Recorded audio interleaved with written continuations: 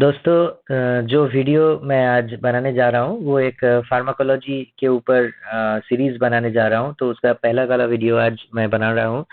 तो उस वीडियो में मैं basics of drugs and pharmacology ये बताऊंगा और शायद ये वीडियो तुम लोगों को बहुत अच्छा लगे और मैं जितना हो सके आसानी से तुम लोगों को समझाने का कोशिश करूंगा।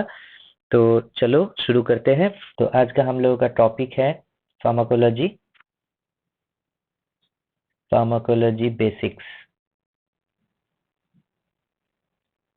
अभी देखो, ये जो टर्म फार्माकोलॉजी ये कहाँ से आया। तो देखो, फार्मा ये वाला जो पोर्शन है, तो फार्मा जो पोर्शन है, ये फार्मा पोर्शन आया है कहाँ से? फार्माकॉन से। PHARMACON। ओके, फार्माकॉन से ये टर्म आया है, फार्माकोलॉजी का जो फार्मा है। और लॉजी मतलब तुम लोगों को समझ में आ रहा है कि बायोलॉजी बोलो, जो लॉजी टर्म आता है वो कोई नॉलेज का सफिक्स में जुड़ा जाता है। तो फार्मा जो शब्द है वो फार्माकॉन से आया है, जिसका मतलब है drug, DRUG। Okay, now what is drug? So देखो, जितना भी हम जो एलोपैथी में पढ़ते हैं ड्रग्स वगैरह, तो वो जो भी ड्रग्स है वो ड्रग एक्चुअली है क्या? वो एक केमिकल मॉलिक्यूल है, एक केमिकल है एक्चुअली, रासायनिक पदार्थ। ठीक है, केमिकल। जो केमिकल किसका अगेंस्ट में यूज हो रहा है? डिजीज, कोई भी डिजीज।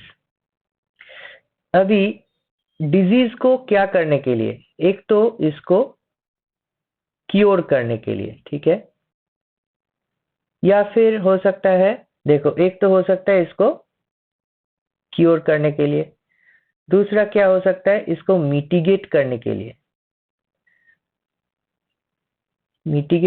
लिए या फिर प्रिवेंट करने के लिए।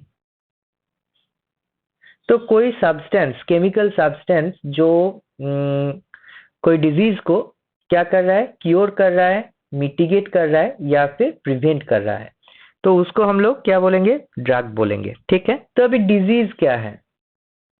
देखो, डिजीज जो है हम लोगों को पता है, डेफिनेशन में मैं उतना नहीं जा रहा हूँ, जस्ट मैं बता रहा हूँ है क्या चीज। हमारे जो बॉडी है वो एक सिस्टम है, बायोलॉजिकल सिस्टम। तो उधर बहुत सारा मतलब कि रिएक्शंस हो रहा है, केमिकल और इलेक्ट्रिकल भी है। तो ये सब एक होमियोस्टैसिस को बरकरार रख रहा है। What is homeostasis? That is equilibrium with the environment, with our body. ठीक है, होमियोस्टैसिस का मतलब क्या है? Equilibrium with the surrounding, with the surrounding. तो वो होमियोस्टैसिस को बरकरार रख रहा है। तो ये अगर संतुलन बिगड़ जाए, ये संतुलन अगर हमारा बिगड़ जाए, तभी क्या होता है कि डिजीज होता है हमारे। तो अभी देखो, डिजीज का भी क्लासिफिकेशन होता है, कैसे हम उसको क्लासिफाई करेंगे। अभी देखो, DISEAC, डिजीज। डिजीज जो है, हम जनरली एक्वायर्ड डिजीज और कॉन्जेनिटल डिजीज, ये दो भाग में उसको डिवाइड करते हैं। AQUIRED, acquired and congenital. ठीक है, अभी एक्वायर्ड क्या है? एक्वायर्ड मतलब हमारा जन्म हो गया, we took birth, after that we are acquiring some abnormal condition, that is acquired। ठीक है, और congenital मतलब बाय बर्थ, जब हमारा जन्म हुआ उसी वक्त वो जो डिजीज है वो हम लोगों को हुआ है, तो वो हो गया congenital डिजीज। ठीक है, तो अभी देखो, एक्वायर्ड डिजीज में हम लोग इसको भी दो डिजीज का सेक्शन में डिवाइड करते हैं। ठीक है, एक है कम्युनिकेबल, ठीक है, COMMUNICABLE, कम्युनिकेबल। और दूसरा क्या है? Non communicable. ठीक है, अभी देखो, ये कम्युनिकेबल क्या है? ठीक है, उसमें कम्युनिकेबल डिजीज में फिर दो भाग होता है, एक संक्रामक या कॉन्टेजियस, CONTAGIOUS, और एक है नॉन कॉन्टेजियस। ठीक है, अभी देखो ये जो कंटाजियस है वो डायरेक्ट कांटेक्ट में स्प्रेड हो जाता है। ये क्या है? Spread, SPREAD, by direct contact. और नॉन कंटाजियस क्या है? ये स्प्रेड थ्रू इनडायरेक्ट कांटेक्ट। मतलब कम्युनिकेबल डिजीज जो है वो स्प्रेड करने वाला डिजीज है। ठीक है, पूरा कम्युनिटी में स्प्रेड हो जाएगा। तो जो डायरेक्ट कांटेक्ट में स्प्रेड होगा उसको बोला जाएगा कंटाजियस डिजीज, और जो डायरेक्ट कांटेक्ट में नहीं आएगा तो उसको बोला जाता है नॉन कंटाजियस डिजीज। तो स्प्रेड थ्रू इनडायरेक्ट कांटेक्ट होगा, स्प्रेड थ्रू इनडायरेक्ट कांटेक्ट। ठीक है, अभी देखो जैसे कि एग्जाम्पल हो गया, देखो जो कोरोना है तो वो क्या है? कंटाजियस डिजीज है। डायरेक्ट कांटेक्ट में हम आते हैं तो एरोजॉल जो पार्टिकल्स है हम जब छींकते हैं, ठीक है, या स्नीज करते हैं जब, तो एरोजॉल पार्टिकल कंटामिनेटिंग जो पर्सन है या जो कोरोना से पीड़ित लोग हैं उसके नाक से या मुंह से निकल के आके लोगों को कंटामिनेट कर रहा है। तो वो क्या हो गया? कंटाजियस डिजीज है। और इनडायरेक्ट कांटेक्ट में जो सब डिजीज होता है तो वो नॉन कंटाजियस डिजीज हो गया। जैसे कि समझ लो मलेरिया हो गया, तो मच्छर काटने से वो होता है, तो वो कम्युनिकेबल डिजीज तो है but that is non contagious. मच्छर काटेगा तभी वो होगा। ठीक है, या फिर हो गया काला जर, तो ऐसा वाला डिजीज है। अभी देखो नॉन कम्युनिकेबल डिजीज में क्या क्या हो सकता है? Not spread from person to one person to another person. Non communicable disease not spread from one person to another, ये हो गया नॉन कम्युनिकेबल डिजीज। ठीक है, अभी देखो ऐसा तो बहुत सारा रोग तुम लोगों को पता है, मैं उतना नहीं बोल रहा हूँ। ठीक है, नॉन कम्युनिकेबल डिजीज में पर्सन टू पर्सन नहीं हो रहा है। जैसे बहुत सारा डिजीज हो सकता है, जैसे किसी को एलर्जी है समझ लो, तो वो कॉन्जेनिटल एलर्जी नहीं है, तो कॉन्जेनिटल डिजीज नहीं है, लेकिन बाद में हुआ है तो एक्वायर्ड एलर्जी है, तो वो हो गया हमारा, मतलब कि स्प्रेड होने वाला डिजीज नहीं है, एक पर्सन से दूसरे पर्सन में नहीं जाएगा, तो वो हो गया नॉन कम्युनिकेबल डिजीज। अभी कॉन्जेनिटल डिजीज में जैसे कि जीन रिलेटेड जो सब रोग है, मतलब कि क्रोमोसोम रिलेटेड जो सब रोग है, ज्यादातर वो सब होता है कॉन्जेनिटल डिजीज। जैसे कि हो गया हीमोफीलिया या टर्नर सिंड्रोम समझ लो। तो ये सब जो रोग है ये जेनेटिकल प्रॉब्लम में होता है, तो ये हो जाता है कि कॉन्जेनिटल डिजीज, जो कि जन्म से ही जो रोग है, या ऐसा बहुत सारा डिजीज हो सकता है। तो ओवरऑल डिजीज का जो कॉन्सेप्ट है मैं तुम लोगों को बताया। अभी ये कॉन्सेप्ट अगर आप लोगों को समझ में आ जाएगा तब आप खुद ही इसका क्लासिफिकेशन कर पाओगे। एक्वायर्ड का मतलब क्या है?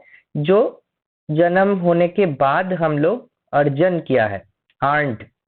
ओके, और कॉन्जेनिटल क्या है? जो हम जन्म होने के माने बाय बर्थ हम लोगों को जो डिजीज मिला है वो कॉन्जेनिटल है। अभी एक्वायर्ड में दो भाग है, कम्युनिकेबल है, नॉन कम्युनिकेबल है। कम्युनिकेबल मतलब अभी देखो, कम्युनिकेबल मतलब जो स्प्रेड होने वाला डिजीज है, ठीक है, उसको बोला जाता है कम्युनिकेबल डिजीज। अभी जो डायरेक्ट कांटेक्ट में स्प्रेड होता है उसको बोला जाता है कंटाजियस।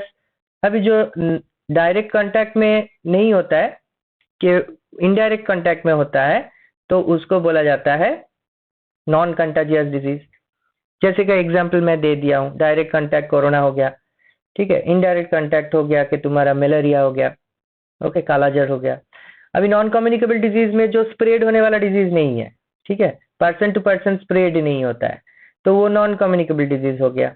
जैसे कि समझ लो कि डायबिटीज हो गया, ओके, जो नॉट मतलब जीन रिलेटेड डायबिटीज नहीं, ठीक है, या गैस्ट्रिक अल्सर हो गया, ठीक है, जीन रिलेटेड फैक्टर नहीं है जिसमें, जैसे वाला गैस्ट्रिक अल्सर में हो गया। ओके, अभी जो कॉन्जेनिटल है, जो जीन रिलेटेड डिजीज है, जो पहले से ही कोई फॉल्टी जीन के लिए हो रहा है, कोई म्यूटेशन हो गया है जीन में, जैसे कि कोई जीन का इन्वर्शन हो गया, डुप्लीकेशन हो गया, डिलीशन हो गया, ठीक है, क्रोमोसोम का, तब ये सारा डिजीज होता है। जैसा एग्जाम्पल के तौर पे मैं बोला हीमोफीलिया या टर्नर सिंड्रोम, ऐसा वाला, ठीक है। तो ये सब हो गया हमारा डिजीज। तो हम लोगों को ये समझ में आया कि ड्रग क्या है। ड्रग है एक केमिकल जो कोई डिजीज को क्योर कर रहा है। क्योर मतलब उसको कंप्लीटली इरेडिकेट कर दे रहा है हमारे बॉडी के, ये सब मतलब हम जो पहले वाला सिस्टम हमारा जैसे चल रहा था वैसे चलेगा। मिटिगेट क्या है? मिटिगेट मतलब उसका जो प्रभाव है उसको कम कर रहा है, ठीक है, या फिर प्रिवेंट कर रहा है कि वो हो ना, हम लोग को ना हो जाए डिजीज, उसके लिए जो मतलब केमिकल्स ले रहे हैं वो सभी हो गया हमारा मेडिसिन या ड्रग्स। तो अभी हम थोड़ा सा ये बता दिए कि ड्रग क्या है, डिजीज क्या है। अभी हम देखते हैं ड्रग हम लेते हैं तो बॉडी में होता क्या है, ठीक है। What happens when drug enters our body? Okay, चलो ये देखते हैं हम लोग क्या होता है। तो देखो, ये समझ लो एक इंसान है, ठीक है, जो पीड़ित है। तो समझ लो इसको एक टैबलेट दिया जाएगा। तो पहले मैं इसका डाइजेस्टिव सिस्टम में थोड़ा सा दिखा देता हूँ, ठीक है। तो इसका इसोफेगस हो गया, ये हो गया उनका स्टोमक, ठीक है। फिर यहाँ से समझ लो ये इंटेस्टाइन गया, स्मॉल इंटेस्टाइन। उसके बाद मैं थोड़ा आसान करके ड्राइंग कर रहा हूँ। फिर लार्ज इंटेस्टाइन हो गया, फिर ये एनस, यहाँ तक खत्म होता है, ठीक है। तो अभी देखो, अगर इनको हम एक मेडिसिन देते हैं, ठीक है, तो क्या होता है? तो इसको हमने एक टैबलेट खिला दिया तो क्या होता है? जो होता है हमारे बॉडी में, पहले लिख देता हूं क्या होता है। एडीएमई, ये याद रखना है हम लोगों को, एडीएमई, ठीक है। A for absorption, TION, D for distribution, DISTRIBUTION, ठीक है। अभी देखो, M for मेटाबॉलिज्म,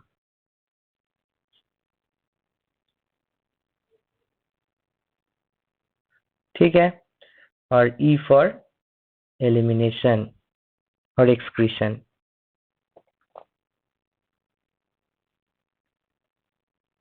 ओके, तो ये बंदा तो ये मेडिसिन खा लिए। अभी देखो ये पहले कहाँ जाएगा? स्टोमक में जाएगा, ठीक है। तो स्टोमक में जाके यहाँ ये घुलेगा, ठीक है, घुल जाएगा और छोटा छोटा पार्टिकल में डिवाइड हो जाएगा। छोटा छोटा पार्टिकल में ऐसा टुकड़ा टुकड़ा हो जाएगा, ठीक है। तो था ऐसा और हो गया ऐसा, ठीक है। था कैसा? एक सॉलिड था ऐसा और बन गया ऐसा, कहाँ जाके? स्टोमक में जाके, ठीक है।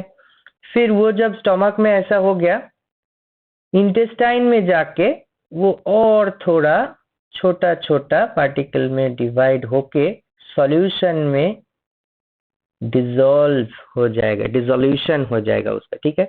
तो ये होता है डिसइंटीग्रेशन, DISINTGRATION, डिसइंटीग्रेशन। इंटीग्रेशन का मतलब है जुड़ के रहना, प्लस, तो वो सभी मॉलिक्यूल्स इधर जुड़ा हुआ था। अभी डिसइंटीग्रेशन मतलब कि खुल गया, वो टुकड़ा टुकड़ा हो गया, ठीक है। और डिसोल्यूशन, DISSOLUTION, मतलब सॉल्यूशन फॉर्म में घुल गया वो। अभी चीनी समझ लो, चीनी का सॉल्यूशन बना रहे हैं हम लोग, तो चीनी को पानी में मतलब उसको डिसॉल्व कर दिया तो सॉल्यूशन बन जाता है। तो चीनी का जो मॉलिक्यूल्स है वो घुल मिल गया और हमको दिखाई नहीं दे रहा है, इतना छोटा हो गया। तो उतना छोटा मतलब के स्टेट में ये चले जाते हैं। जब उतना छोटा स्टेट में जाता है तभी जाके एब्जॉर्ब होता है। क्या होता है? एब्जॉर्ब, ABSORB, शोषण होता है उसका, ठीक है। वो शोषित हो गया, ठीक है। अभी शोषित होने के बाद उसका क्या होगा? अभी शोषित होने के बाद, एब्जॉर्प्शन के बाद कहाँ जाएगा? वो जाएगा ब्लड के अंदर, because blood is the only vehicle of every substance whatever we consume in our body। तो ब्लड में जाएगा। ब्लड में मतलब इधर देखो, ये जो इंटेस्टाइन है इसमें छोटा छोटा ऐसा विलय होता है, विली।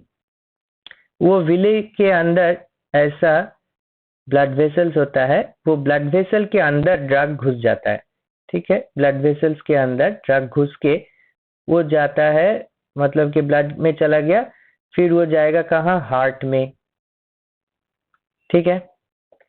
हार्ट में जाएगा, फिर वो जाएगा पोर्टल वेन के थ्रू, हेपेटिक पोर्टल सिस्टम में जाएगा, ठीक है। अभी ये हेपेटिक वर्ड जो है that is related to liver, LIVER। liver is the biggest gland of our body and chemical laboratory of our body, ठीक है। Chemical lab. क्यों है ये केमिकल लैब? क्योंकि जो भी केमिकल जाएगा वो लीवर के पास होगा और डिटॉक्सिफिकेशन होगा उसका, या फिर चेंजेस होगा, जिसको हम बोलेंगे metabolism, metabolism of the drug, ठीक है। उसके बाद मेटाबोलाइज्ड हो गया, ठीक है। कभी कभी कुछ कुछ ड्रग ऐसा भी होता है कि जो प्रो ड्रग होके अंदर घुसता है, prodrug, PRODRUG। After metabolism only the actual drug form use to come, ठीक है। जैसे लेवोडोपा, उसके बाद मेटाबॉलिज्म के बाद वो डोपामिन होता है, तो प्रो ड्रग होके घुसता है, फिर मेटाबॉलिज्म के बाद वो ड्रग हो जाता है, ठीक है। फिर अभी उसका काम हो गया, ड्रग उसका अपना काम कर लिया, फिर उसको एलिमिनेट हो जा सकता है, एलिमिनेशन में जाएगा। देखो फिशेस में एलिमिनेशन हो सकता है, फिकल मैटर में, मतलब कि स्टूल के थ्रू, या फिर किडनी के थ्रू हो सकता है। हमारा 2 किडनी है, ठीक है। किडनी क्या बनाता है? यूरिन, और ये यूरिनरी ब्लैडर में आता है, फिर यूरिन के थ्रू वो ड्रग निकल जाता है, ठीक है। वो भी एक एलिमिनेशन प्रोसेस है और एक्सक्रीशन प्रोसेस है। तो ऐसे ड्रग शरीर से निकल जाता है। तो क्या क्या हम देखें? ड्रग जब हमारे बॉडी में घुसता है, एक होता है एब्जॉर्प्शन, हम देख लिए एब्जॉर्प्शन होता है इंटेस्टाइन में, ठीक है। लेकिन उसके पहले हम लोगों को देखना है डिसइंटीग्रेशन, डिसोल्यूशन, ये सब होता है ड्रग का। फिर क्या होता है? डिस्ट्रीब्यूशन। डिस्ट्रीब्यूशन मतलब जहां वो प्रॉब्लम हुआ है बॉडी का, उधर तक तो ड्रग को जाना है, तो वो जाएगा कहाँ से? ब्लड के थ्रू जाएगा, ठीक है। तो ब्लड के थ्रू जाने के लिए हार्ट से पास होना पड़ेगा, फिर हार्ट उसको भेज देगा वो ऑर्गन में, उस ऑर्गन में affected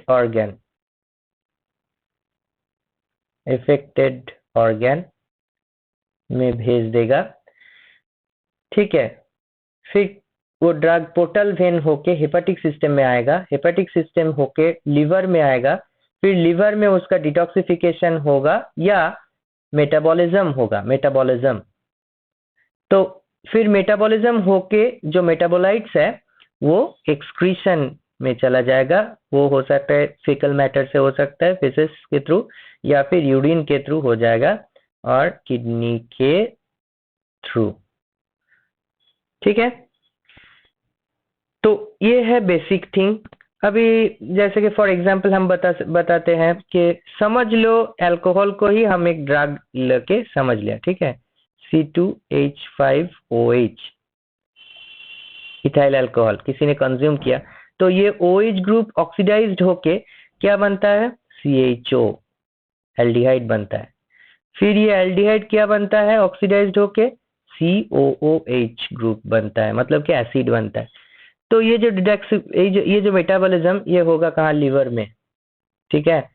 फिर लिवर में ये COH होके जब ये निकलेगा तभी वो बॉडी से निकल पाएगा। अगर ये CHO में अटक गया, ज्यादा हो गया, तो वॉमिट हो जाएगा। तो शराब चुराने का जो दवा है डाइसल्फिरम, वो क्या करता है, इसको ब्लॉक कर देता है, ये स्टॉप कर देता है, CHO से COH बनना स्टॉप कर देता है। फिर एल्डिहाइड ज्यादा हो जाता है और वॉमिटिंग इतना ज्यादा होता है कि बहुत दिक्कत होता है पर्सन को, और वो डर के मारे शराब छोड़ देता है। तो होता क्या है, उसको भी ड्रग लेके अगर समझ लिया तो क्या होता है, अल्कोहल बॉडी में घुसा, फिर एब्जॉर्प्शन हुआ, ठीक है, फिर डिस्ट्रीब्यूशन हुआ, फिर मेटाबॉलिज्म हुआ, फिर एलिमिनेशन हुआ, ठीक है। तो दोस्तों शायद ये जो आप लोगों को मैं समझा रहा हूँ ये आप लोगों को आसान लगे, और आसान लगे तो मेरा ही वो बहुत मतलब दिल में सुकून आएगा। लेकिन मुझे थोड़ा इनकरेज करने के लिए चैनल को सब्सक्राइब कीजिए, और ऐसे आसानी से फार्माकोलॉजी को समझने के लिए बने रहिए मेरे साथ, और बेल आइकन दबा दीजिएगा, और कमेंट जरूर कीजिएगा। अगर दूसरा किसी तरीके से आप लोगों को समझाने में आसानी होगा तो वो भी कमेंट में बता दीजिए। थैंक यू, आज के लिए इतना ही।